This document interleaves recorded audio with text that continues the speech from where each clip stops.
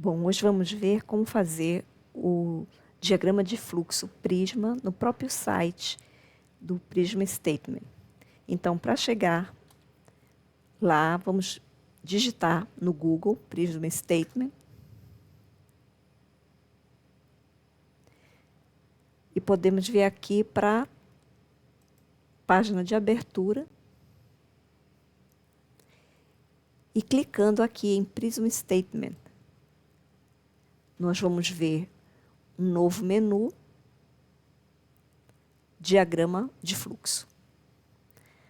Nessa página, nós devemos procurar o link de acesso, esse aqui abaixo.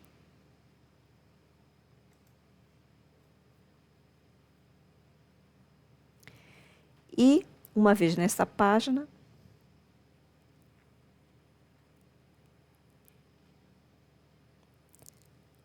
há um link para a ferramenta online.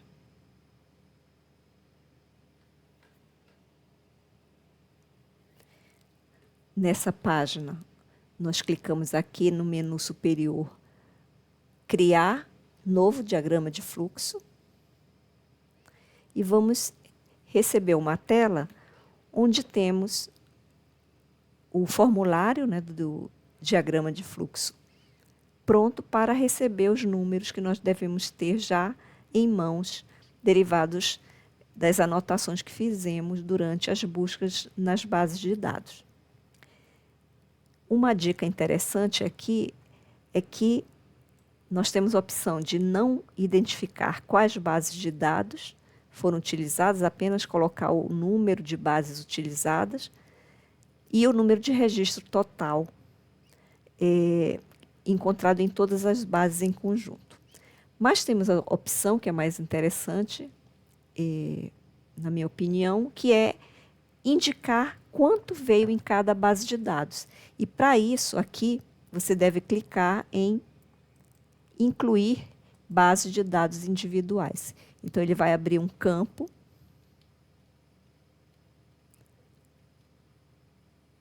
Ele vai abrir o campo para que seja colocado o número de cada uma das bases de dados. Se for uma revisão complementar a uma revisão anterior, pode ser que existam alguns estudos prévios que devem ser incluídos. Então, isso você coloca aqui, incluindo, ele vai gerar aquela coluna onde você põe o número de artigos vindos de revisões anteriores, né? Se não for o caso, é só deixar como não incluído, estudos anteriores. É importante deixar aqui essa aba de outras pesquisas para estudos, né? Aqui incluída, que essa aba em cinza aqui à direita, porque é justamente onde nós podemos colocar aqueles estudos, aqueles registros que vieram da pesquisa nas listas de referências dos estudos incluídos, né? Então, eles vêm paralelamente, eles chamam aqui de identificação de novos estudos via outros métodos que não aqueles das bases de dados, né? Então, tudo que for citação nos artigos incluídos ou indicação de especialistas, né, de alguns estudos que não tinham sido coletados, mas que também são importantes, eles podem ser colocados nessa outra aba. Se você colocar não incluído, volta aquele diagrama simples, né? Então, por isso é muito importante a gente deixar isso daqui para destacar realmente aquilo que foi obtido por fora das bases pesquisadas. Tá? Então, uma vez que você coloca aqui bases de dados individuais, você pode identificar quantas são. Então, se foram 3 bases de dados e num total de 500 registros, por exemplo, em todas, né? Então, você vê aqui que ele já colocou 3 bases de dados e o total de registros 500. Mas a gente tem a possibilidade aqui de colocar cada uma das bases. Então, Medline, eu obtive, digamos, 300 registros, né? A Embase, digamos que a gente tenha conseguido 100 registros, e na Lilacs,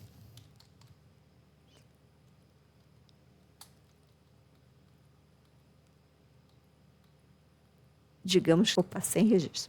Então, você vê aqui que ele já preparou aqui esse primeiro quadradinho com os números que foram colocados. Daqui nós podemos indicar, se for o caso, quantos websites, né, de quantas organizações, quantos vieram por citação nos artigos incluídos, então digamos que foram 30. Aqui nós indicamos quantas duplicatas foram removidas, né? Então, digamos que daquelas 500 que eu tinha aqui, foram removidas 300. Tinha muita coisa duplicada. Então, está aqui, ele já indicou 300 duplicatas removidas. E ele deixa aqui também que se possa registrar alguns passos que tenham sido feitos com automação, né, com ferramentas automáticas. Tá? Artigos, registros removidos por outras razões, etc. E aqui você vai continuar complementando. Das 500, nós tivemos 300 duplicatas retiradas, né? Então, quantos vieram para a fase 1, né? Para a fase de screening? Se tinham 500 e foram tiradas 300, ficaram 200 para serem lidas, título e resumo. Dessas, quantas foram excluídas? Digamos que tenham sido excluídas 150. Então, quantas foram para a recuperação? Né? Então, dessas 50, né, continuaram aqui no fluxo, né, 200, excluímos 150, não tinha nada a ver com a revisão, então ficaram 50 que a gente foi tentar obter o artigo completo. Se algum não foi conseguido, se algum artigo, né, algum dos estudos não foi conseguido o original, né, por diversos motivos, mesmo com a tentativa de contato com os autores, né, a busca nas bases, era para ser pago e a gente não tinha dinheiro para pagar, então a gente tem que indicar aqui que não foi conseguido o artigo na íntegra, e por isso ele está aqui nesse quadradinho de não recuperado, né? Não obtido. E, efetivamente, então, foram para a fase 2,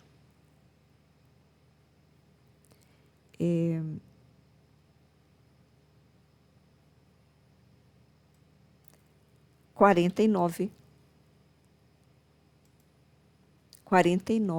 registros, né? 49 estudos.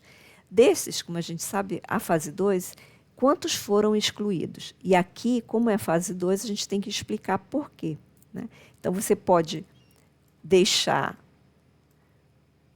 colocar a razão e dizer quantos foram excluídos. Então, 9 foram excluídos pelo motivo 1, mais 10 pelo motivo 2. Né? Então, vou dizer lá quais foram os meus motivos, eu posso editar isso aqui, né? E eu tenho aqui indicando que 19 foram excluídos. Né? Bom, aqui desses 30 que eu obtive por outros métodos, quantos foram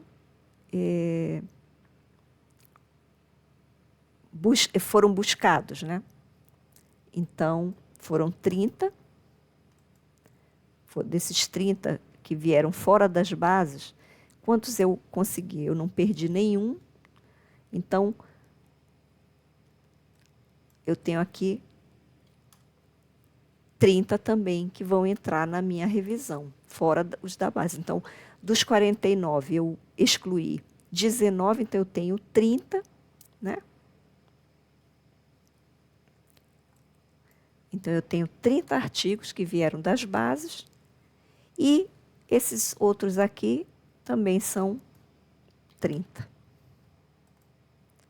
Então, no final, eu tenho 60 estudos incluídos para a revisão.